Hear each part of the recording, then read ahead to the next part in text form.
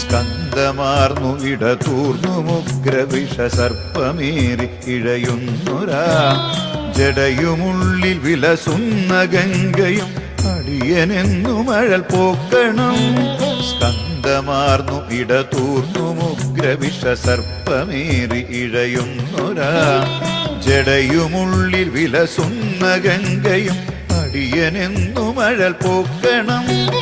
യോഗനാസികയുമാർത്തരെ കരുതി ആർദ്രമായൊരിരുമിഴികളും ചന്ദ്രശേഖര തെളിഞ്ഞു കാണണം അന്തികേ മമ സദാശിവ.